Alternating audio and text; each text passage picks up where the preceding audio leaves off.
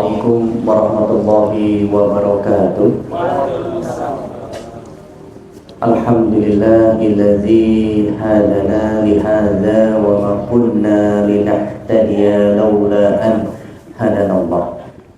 Asyhadu an la ilaha illallah wahdahu la syarika lah wa asyhadu anna Muhammadan abduhu wa rasuluh la nabiyya ba'da. Alhamdulillah, segala puji bagi Allah Subhanahu wa ta'ala yang telah melimpahkan nikmat bagi kita semua. Semoga Allah Azza wa Jalla memberikan kita kemudahan di dalam hal meningkatkan iman dan takwa kita, di dalam hal kita menjadikan diri kita terus jauh lebih baik dari hari sebelumnya, dan tentunya kita menjadi orang-orang yang istiqomah hingga nanti Allah Azza wa Jalla memanggil kita dan kita dijemput oleh malaikat maut. Salawat serta salam kepada junjungan Nabi besar Rasulullah sallallahu alaihi wasallam beserta keluarganya, sahabatnya, hingga umat yang mengikuti beliau hatta yaumul qiyamah, sampai nanti hari kiamat. Mudah-mudahan Allah Azza wa Jalla memberikan kita, memperkenankan kita untuk bisa bertemu dengan baginda Rasulullah sallallahu alaihi wasallam dan juga mendapatkan syafaatnya. Amin ya rabbal alamin. Sahabat-sahabat, Bapak Ibu yang dirahmati Allah, alhamdulillah kita bisa berjumpa lagi di dalam kajian yang mulia, majelis taklim yang mulia ini, yaitu di parkiran dakwah ya. Ketika Bapak Ibu sahabat sekalian bisa hadir di sini, ini bukan dalam rangka kebetulan. Semua sudah ditakdirkan oleh Allah Azza wa Jalla, dan ini atas upaya dan ikhtiar kita untuk menjaga iman dan takwa kita, sehingga kita bisa dikumpulkan di tempat yang mulia ini bersama orang-orang yang terbaik. Dan mudah-mudahan orang-orang yang berada di sekeliling kita saat ini, orang-orang yang akan memberikan syafaat kita kelak di hari akhir. Pada kesempatan hari ini kita akan membahas tentang bab yang luar biasa. Bab di mana bab seperti ini sering kita temui di dalam muamalah transaksi kita. Ya ini pelicin di dalam transaksi. Kalau bahasa syariatnya riswah, ya, bahasa premannya suap, gitu ya. Lalu apalagi sogok menyogok. Kalau kita bicara suap menyuap, sogok menyogok, yang sering diistilahkan dengan apa? Dengan uang pelicin, ya. Meskipun kadang-kadang kita ketahui, kita sadar, ya, bahwasannya sogok menyogok, ya, suap menyuap itu sesuatu hal yang tidak dibenarkan, ya, sesuatu hal yang tidak dibenarkan, dan itu perbuatan yang buruk, ya. Namun tetap saja, kenapa kita kadang masih terlibat dalam hal-hal seperti itu, ya?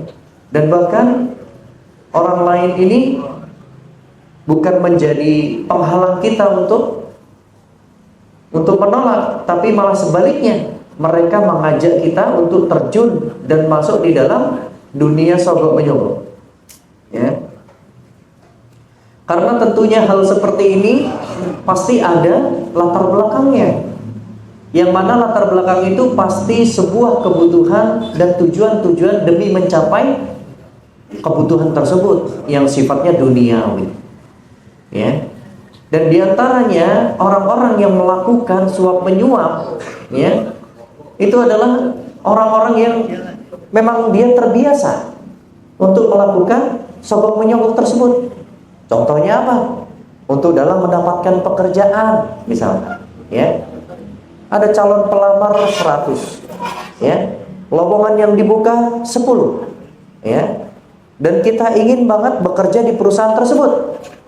Maka bagaimana caranya agar kita masuk di dalam perusahaan tersebut? menggunakan bantuan, ya. Bantuan siapa? Ada orang dalam, ya. Ada riswah, ya, suap menyogok atau suap menyuap dan sebagainya. Ini adalah cerminan kebiasaan-kebiasaan di lingkungan kita yang sudah membudaya, mengakar dan sulit untuk kita apa? Untuk kita hilangkan. Karena apa? Karena memang kita tidak bisa menolaknya. Dan kita tidak sanggup bersabar karena Allah Subhanahu wa taala. Sehingga budaya suap, sogok, riswah ini sudah menjadi hal yang biasa. Padahal naudzubillah min dzalik, ya, sesuatu hal ini yang disebut dengan riswah, suap, sogok itu adalah sesuatu yang diharamkan oleh Allah Azza wa Jalla. Ya. Ini baru kita berbicara pekerjaan. Belum lagi berbicara yang tingkatnya administratif yang berhubungan dengan pemerintahan kita. Ya.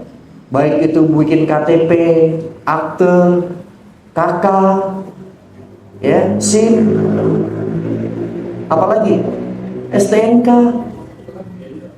ya, dan masih banyak lainnya yang rentan sekali dengan tindakan suap menyuap dan sogok menyogok.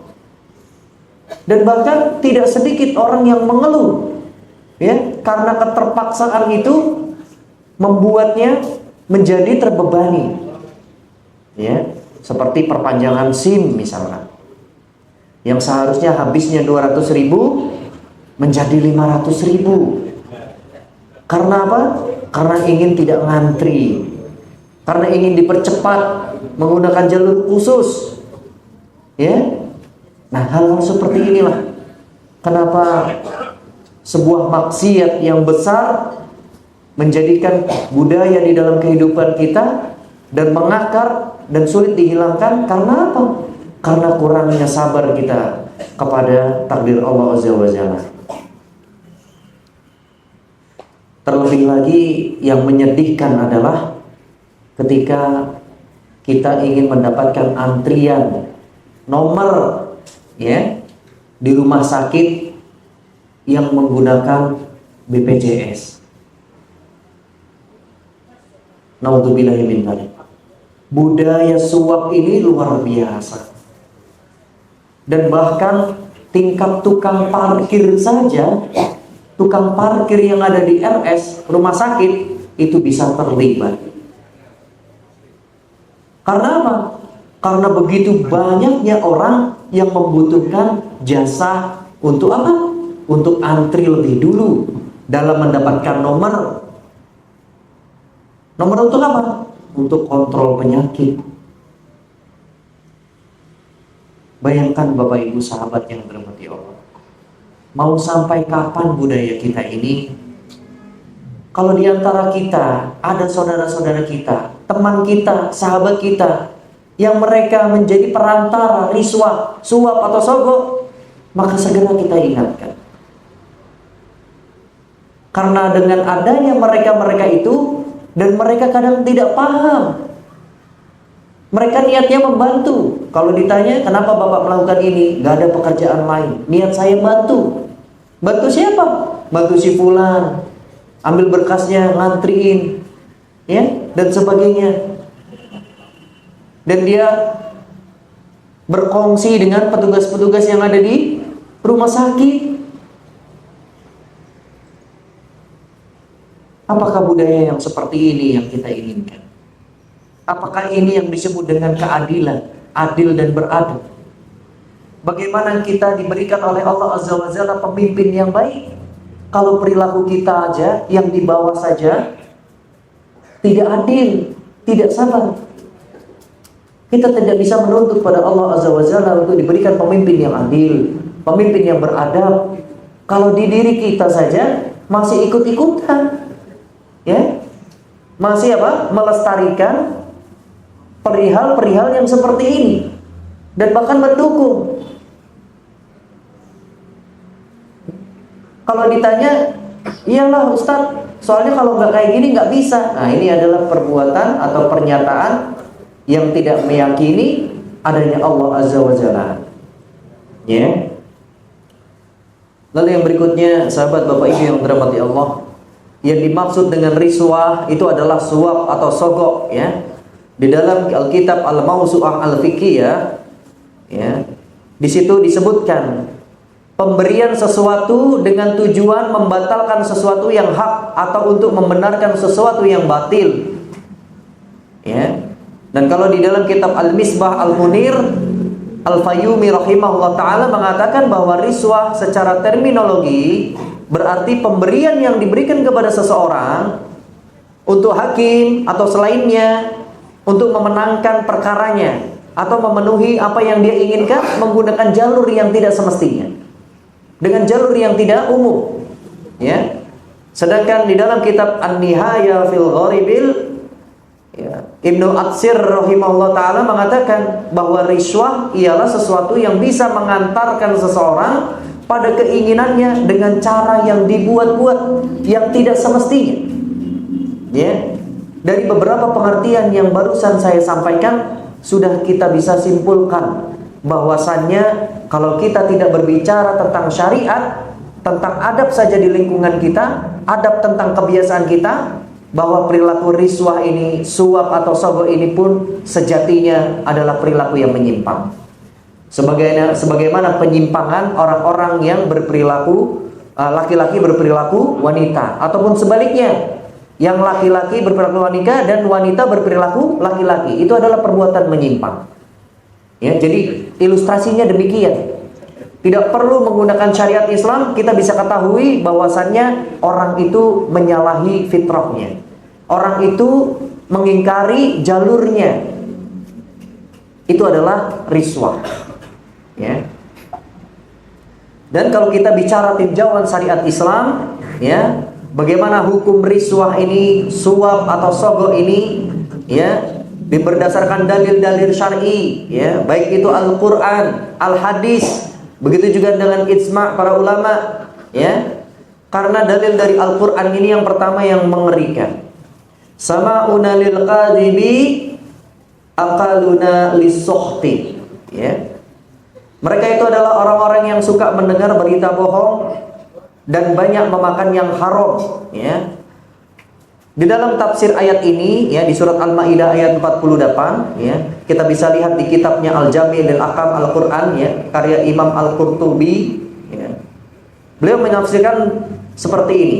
Umar bin Khattab, Abdullah bin Mas'ud radhiyallahu an dan lainnya mengatakan bahwa yang disebut dengan lisukhti atau yang disebut dengan as-sukhtu itu adalah sesuatu yang haram, adalah sesuatu yang ditambahkan, ya, secara berlebihan dan tidak adil kepada jalurnya, atau yang disebut dengan suap tadi.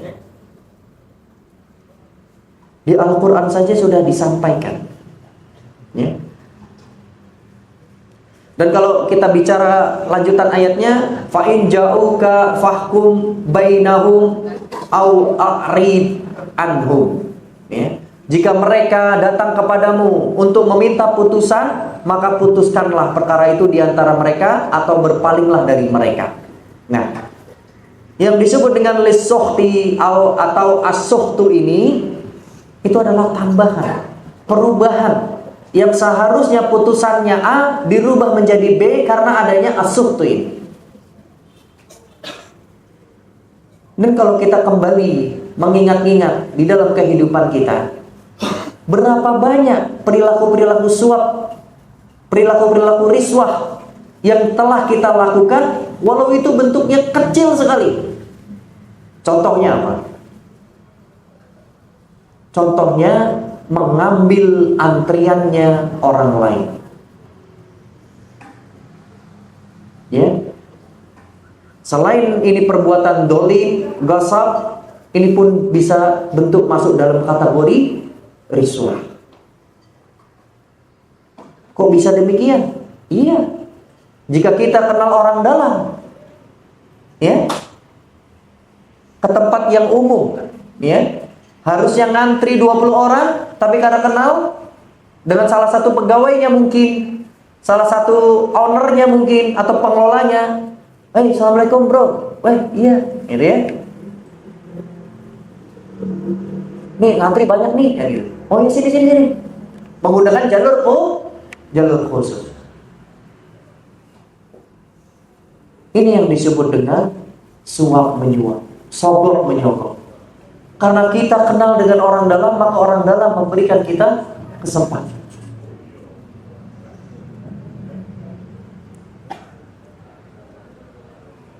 Dan berkenaan dengan ayat di atas ataupun yang tadi Ana sebutkan di surat Al-Maidah ayat 42, Hasan dan Sa'id bin Zubair rahimahullah taala ya menyebutkan di dalam tafsirnya bahwa yang dimaksudkan adalah pemakan suap, dan beliau berkata jika seorang qadhi hakim ya menerima suap tentu akan membawanya kepada kekufuran.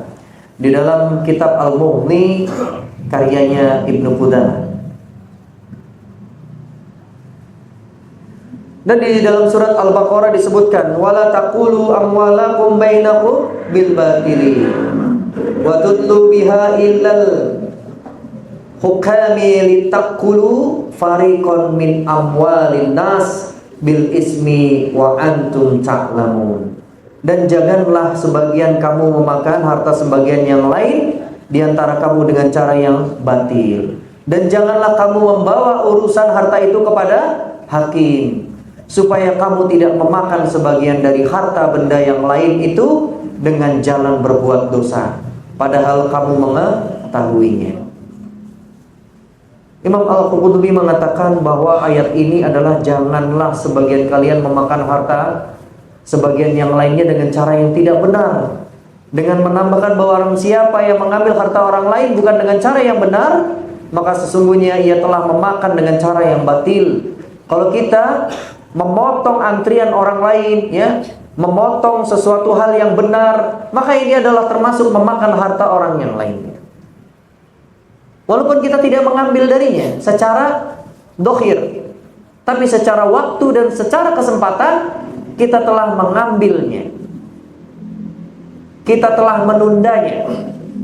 Dan inilah yang disebut dengan riswah. Ini yang disebut dengan suap. Jadi jangan bangga ya, kalau kita ini bisa menyalip antrian yang seharusnya kita mendapatkan nomor 60, lalu kita salip bisa mendapatkan nomor yang 20. Jangan bangga dengan hal seperti ini ya. Dan di dalam Al-Quran ini dinyatakan keharamannya, dilarang ya. Kita bisa lihat di Al-Jami' lil Ahkam Al-Quran ya, bahwasannya Imam Al-Qurtubi mengatakan kalau sesungguhnya dia mengambil sebagian hartanya, maka di antara bentuk kebatilan itu dimiliki oleh orang yang mengambilnya. Jadi sahabat Bapak Ibu yang dirahmati Allah, sudah seyogyanya kita coba berpikir ya, natafakar ya, kita berpikir tentang bagaimana ya, bahwasannya riswah, suap, sogok itu memang menjadi sesuatu hal yang tidak bisa kita hindari ya. Kalau kita mau, insya Allah akan bisa. Karena pikiran-pikiran kita ini menyamarkan kita ya, membodohi kita. Tidak bisa Ustaz, karena harus begini, harus begitu. Beli rumah tidak bisa Ustaz, kalau tidak menyogok, tidak menyuap ya, akan sulit nanti balik nama dan sebagainya. Naudzubillah min dzalik ya. Dan termasuk di dalam kitabnya Az-Zawajir Al-Iqtiraf Al-Kabair karyanya Haythami ya. Beliau menafsirkan ayat yang tadi ya di surat Al-Baqarah ayat 188. Al-Haythami rahimahullah taala mengatakan, janganlah kalian ulurkan kepada hakim pemberian kalian, yaitu dengan cara mengambil muka dan menyuap mereka dengan harapan mereka akan memberikan hak orang lain kepada kalian, sedangkan kalian mengetahui hal itu tidak halal bagi kalian. Tidak halal ya.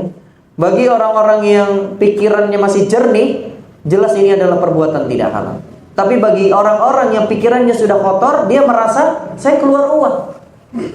Siapa yang punya uang? Siapa yang bisa memberikan si fulan ya, maka saya bisa lebih dulu.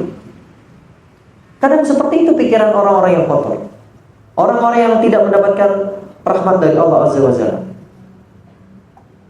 dia meremehkan orang lain. Ya, makanya jadi orang jangan miskin katanya. Ya, kalau miskin kan ngantri kayak gitu. Saya dong orang kaya, nggak perlu ngantri, begitu tidak? Iya Pak, iya. Dan bahkan budaya pemerintah kita saja memberikan kesempatan untuk mereka. Ada satu slot yang budaya ngantri, ada satu slot yang tidak. Yang orang rela membayar lebih besar, maka dia bisa masuk lebih dulu. Tidak perlu antri. Naudzubillah min dzalik. Lalu kalau ada yang seperti itu bagaimana? Ya kita tidak perlu ambil. Ikuti yang umum saja. Ya, ikuti yang umum.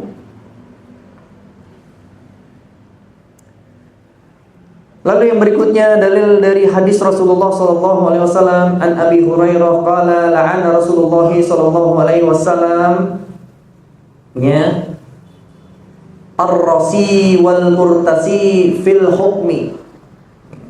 Dari Abu Hurairah radhiyallahu an berkata, Rasul mengatakan melaknat orang yang menyuap dan yang disuap dalam masalah hukum. Dan berikutnya an Abdullah ibnu Amr qala la'ana Rasulullah sallallahu alaihi wasallam rasi'a wal murtasi. Abdullah bin Amr radhiyallahu anhu berkata, Rasulullah pernah melaknat orang yang memberi suap dan menerima suap. Dan diriwayatkan dari Sauban radhiyallahu anhu, Rasulullah sallallahu alaihi wasallam juga melaknat pemberi suap, penerima suap dan perantaranya. Ya. Dan hadis-hadis ini menunjukkan bahwa suap menyuap termasuk dosa yang besar karena pelakunya diancam Rasulullah sallallahu alaihi wasallam dengan laknat Allah Subhanahu wa taala. Dari arti laknat ini berarti kita itu terusir, terjauhkan, dibuang oleh rahmat Allah Subhanahu wa taala. Bagaimana pekerjaan kita yang didapat dari riswah, didapat dari hasil suap, didapat dari hasil sogok, itu akan mendapatkan berkah dari Allah Subhanahu wa taala. Begitu juga bagaimana pendidikan anak-anak kita akan diberkahi, akan diberikan rahmat oleh Allah Subhanahu wa taala ketika pendidikan tersebut didapat dengan hasil riswah dan suap. Tidak mungkin, karena makna laknat itu adalah terusir, terbuang, terjauhkan dari rahmat Allah Subhanahu wa taala. Mana mungkin orang yang dilaknat oleh Allah lalu dia bisa mendapatkan kasih sayang dari Allah, dia mendapatkan ridho dari Allah, dia mendapatkan berkah dari Allah? Tidak mungkin.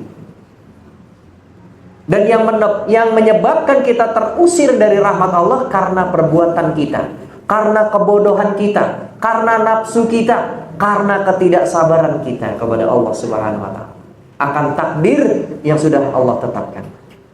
Sehingga harta yang dititipkan kepada kita bukan berangkat kita mengejar fi sabilillah, tapi berangkat kita mengejar untuk apa? Untuk dunia. Padahal kata Rasulullah sallallahu alaihi wasallam, dunia itu dilaknat dan dilaknat dengan isinya. Ya. Makna laknat ini berarti apa? Terusir. Kecuali orang yang alim, ya, orang yang siddiq, dan orang yang menuntut ilmu, talibul ilmu. Minimal kita ini yang nomor 3, orang yang menuntut ilmu, yang diberikan harta, lalu harta itu kita gunakan jalan untuk apa? Untuk fisabilillah. Jadi sahabat, bapak ibu yang dirahmati Allah, masihkah kita mau melakukan riswah dengan mudah, ikut-ikutan orang banyak? Padahal Allah sampaikan kepada kita di dalam firman-Nya, wa in tuti aksaru man fil ardi yudiluka an sabilillah. Janganlah kalian mengikuti kebanyakan orang di muka bumi ini, karena mereka akan menyesatkanmu dari jalan Allah Subhanahu wa taala.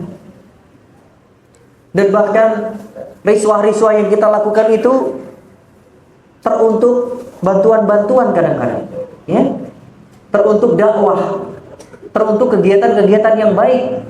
Bagaimana Allah menaungi rahmatnya, ridhonya, dan berkahnya atas apa yang kita lakukan, kalau itu didapat dari hasil riswah.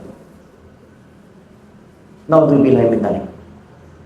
Jangan sampai pernah kita mengulangi kesalahan yang sama, apalagi dengan riswah, ya. Lalu yang berikutnya dalil ijma'.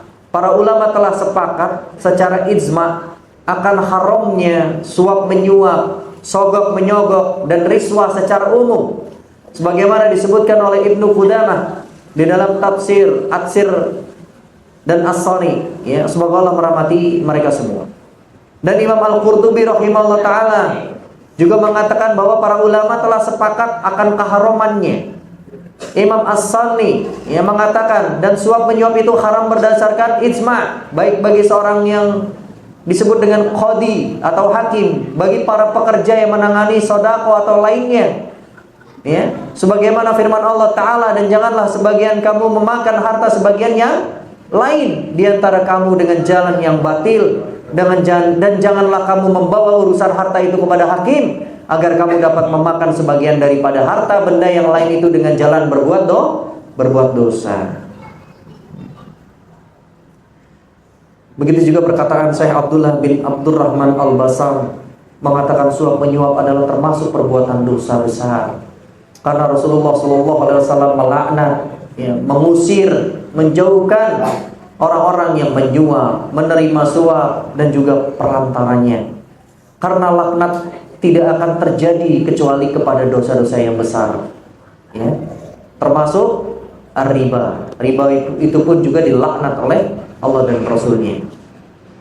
Lalu sahabat, Bapak Ibu yang dirahmati Allah, kalau kita bisa melihat sulitnya kita kita menghindari praktek-praktek riswah, suap, sogok menyogok di lingkungan kita, lalu bagaimana kita menghindarinya? Atau adakah tips atau caranya untuk kita menghindari, ya?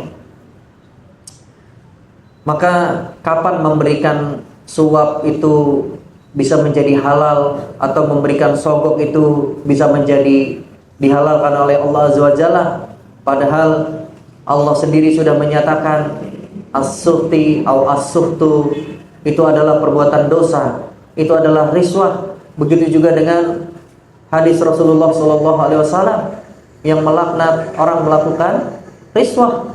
Dan juga dalil para ijma' ulama mengatakan sepakat qad ittafaqal ulama, ya, lid dunya, seluruh dunia, ya, itu mengatakan riswah itu haram, ya.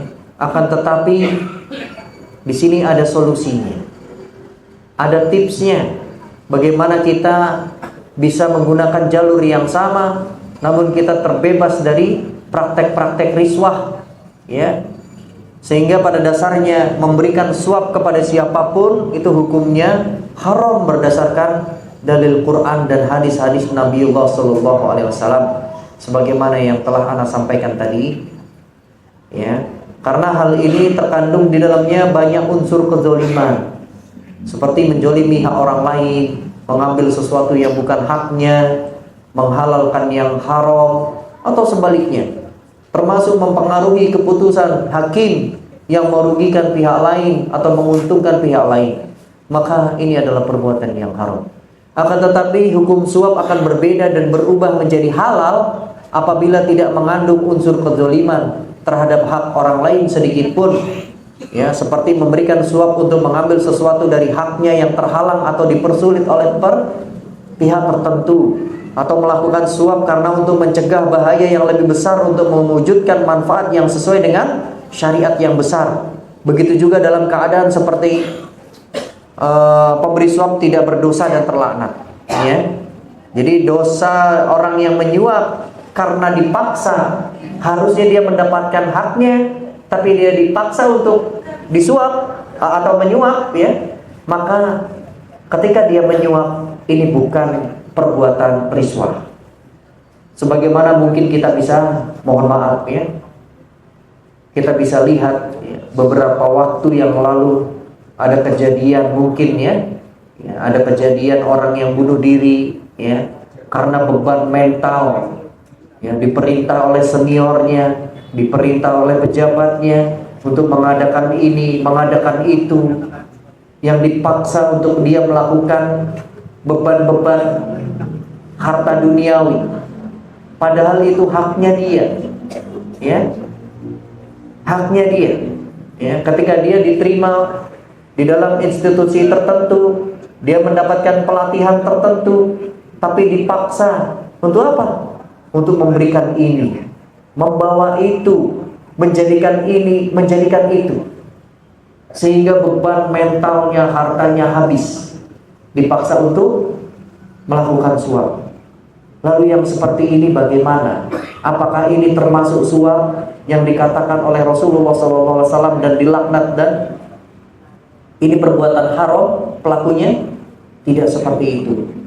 Jika orang yang sudah mendapatkan haknya, atau dia harusnya mendapatkan haknya, tapi terhalang karena oleh oknum tertentu yang dia meminta-minta tadi suap, maka orang tersebut akan diampuni dosanya. Karena apa? Karena dia telah terzolimi, dia telah dizolimi, dia telah digosok, ya, diambil hartanya dengan cara yang batil oleh oknum-oknum tertentu tadi.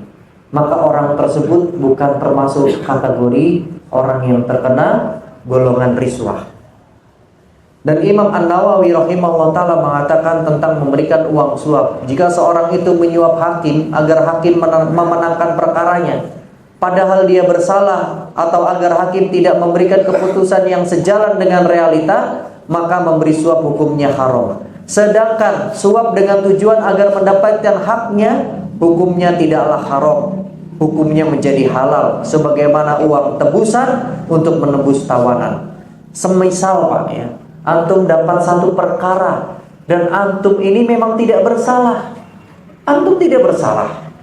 Banyak saksi-saksi yang mengatakan antum tidak bersalah, tapi hakim ini memiliki putusan yang berbeda karena lawan antum lebih kaya, karena lawan antum orang yang berada misalkan. Dengan segenap hati dan pikiran, begitu juga harta antum, maka antum suap hakimnya. Kamu jangan berpaling dari kenyataan, kamu jangan berpaling dari kebenaran, maksudnya seperti itu. Maka aku akan memberikan suap padamu agar aku bebas karena itu hakku. Maka ini suapnya halal.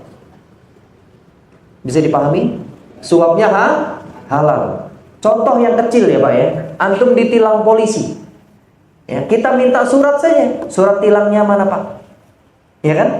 Terkadang kan polisi berbelit-belit, betul ya? Sudah Pak, saya bantu aja begini, nggak apa-apa Pak, kita pakai surat tilang, gitu ya. Tapi dia memaksa, maka kasih saja. Insya Allah antum akan terbebas dari perkara riswah, terbebas dari perkara suap. Karena apa? Karena dipaksa. Tapi kalau sebaliknya, antum ditangkap polisi, lalu antum bilang, Pak, damai aja Pak. Inilah orang yang dilaknat oleh Allah dan Rasulnya. Tapi kalau antum menolak, antum meminta kebenaran, jalur yang benar. Misalkan ditangkap polisi, ya Pak, maaf Pak, saya nggak pakai helm, ya, silakan Pak, ditilang saja Pak. Nah dia kan kadang-kadang mau nyatet tapi nggak nyatet, gitu ya. Lalu ditawari, sudah saya bantu aja dek, gitu ya.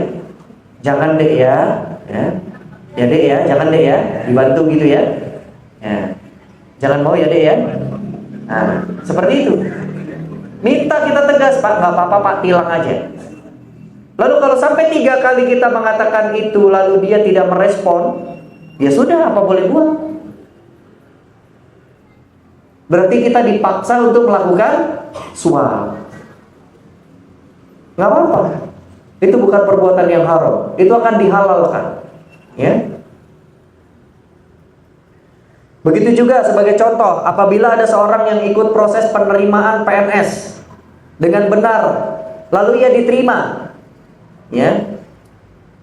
Ketika dia sudah diterima, lalu ada seseorang, ya, yang melakukan suap atau melakukan kode-kode tertentu sehingga antum dibatalkan. Dan antum melawan itu. Ya, melawan orang tersebut yang harusnya dia tidak diterima, itu harusnya hak antum, ya. Tapi diserobot gitu ya. Maka antum ajukan suap antum. Dan antum menjadi diterima kembali. Maka ini antum bukan melakukan suap. Ya. Antum tidak melakukan suap.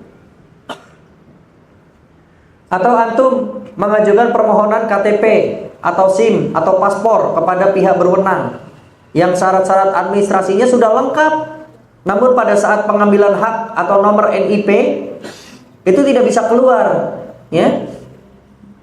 Karena apa? Karena pihak berwenang meminta sejumlah uang. Dalam keadaan seperti ini, hendaknya kalau kita berani, maka kita laporkan perbuatan seperti itu. Kalau kita berani. Lalu kalau kita tidak berani, maka coba kita sedikit menegur atau sedikit, bahasanya apa ya? Menyindir.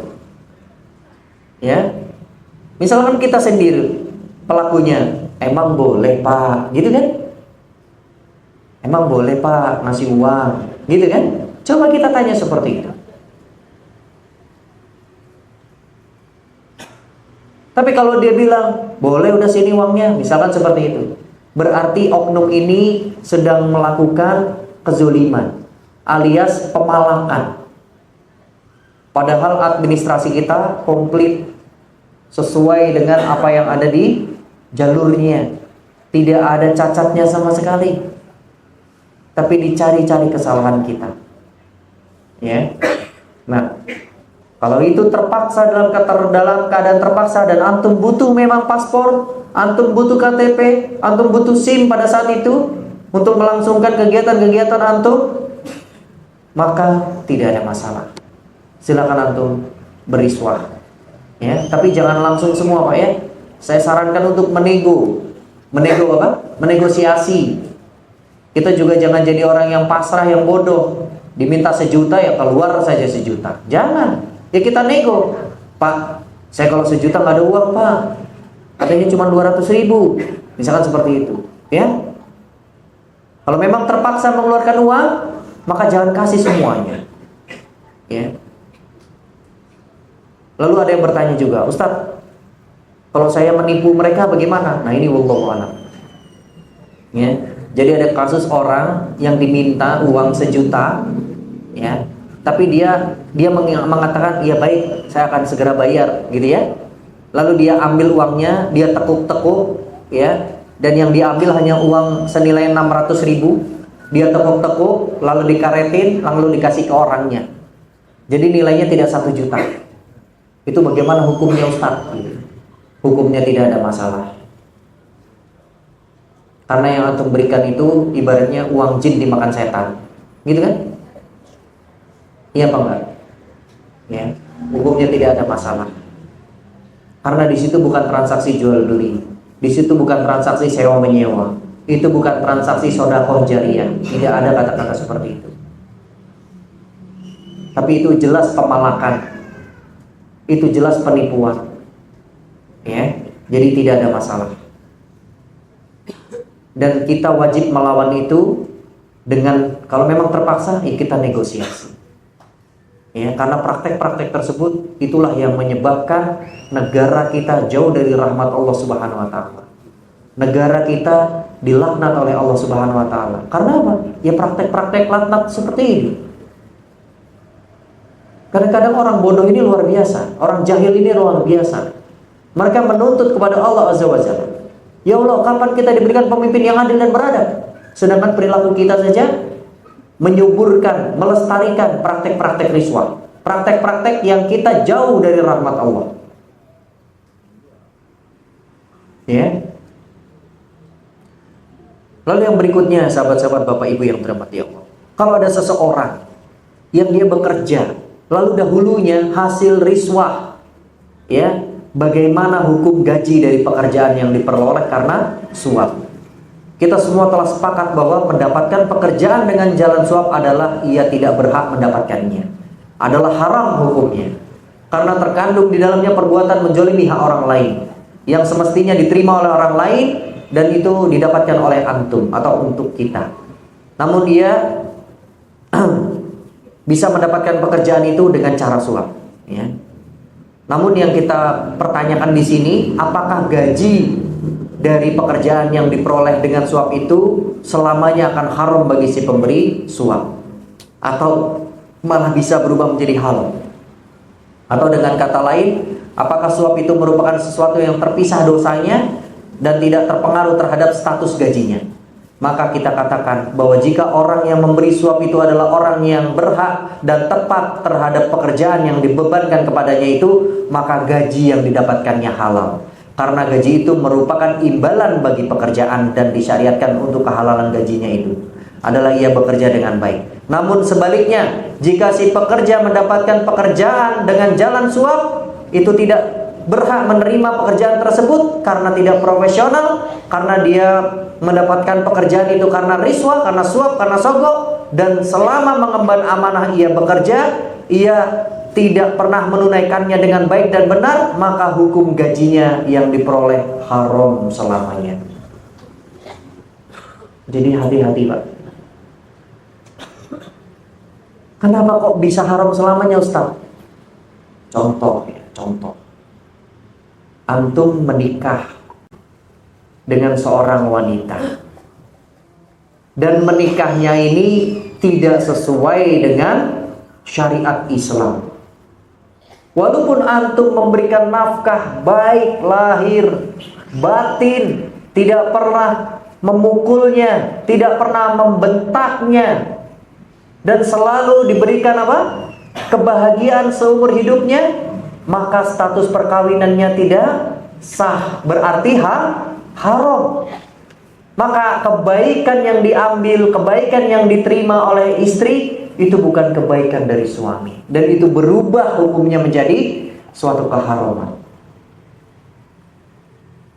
Karena dia telah melakukan zina seumur hidup dia saat dia mengatakan saya telah menikah. Padahal syariat Islam tidak mengatakan kehalalannya atau tidak menyatakan kehalalannya. Itu sama seperti riswa seperti ini. Jadi hati-hati, Pak. Kalau kita didik anak kita mendapatkan sekarang sekolahan yang hasil dari riswah, naudzubillah min dzalik.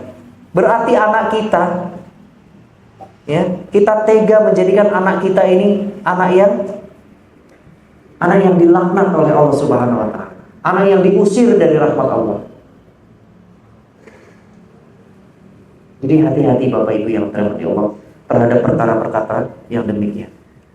Baik Bapak Ibu yang dirahmati Allah, ya, mungkin kita cukupkan ya, karena sebentar lagi kita akan masuk Isya, ya.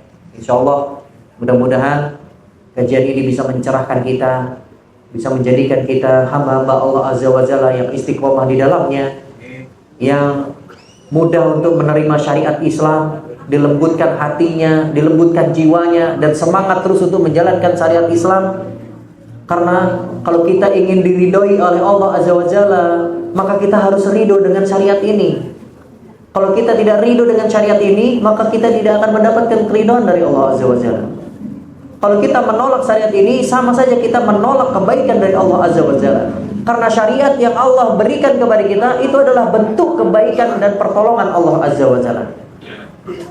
Tapi dengan serta-merta kita tolak kadang-kadang sedemikian, kita abaikan, kita lalaikan, maka inilah orang-orang yang zalim. Ya. Tapi Bapak Ibu yang dirahmati Allah, silakan nanti yang ingin bertanya, ya. Saya cukupkan dulu kajiannya, kita tutup dulu, ya, agar kita mendapatkan pahala dari Allah Subhanahu wa taala. Syukurlakum ala husni istimaikum, jazakumullahu khairan katsiran. Sebelumnya saya mohon maaf apabila ada kata-kata yang salah itu datangnya dari saya pribadi, dan apabila ada kebenaran datangnya dari Allah Azza wa Jalla. Kita akhiri dengan bacaan hamdalah, alhamdulillahirabbil alamin, dan kita tutup dengan bacaan kifaratul majlis, subhanakallahumma wa bihamdika asyhadu an la ilaha illa anta wa astaghfiruka wa atubu ilaik. Wassalamualaikum warahmatullahi wabarakatuh.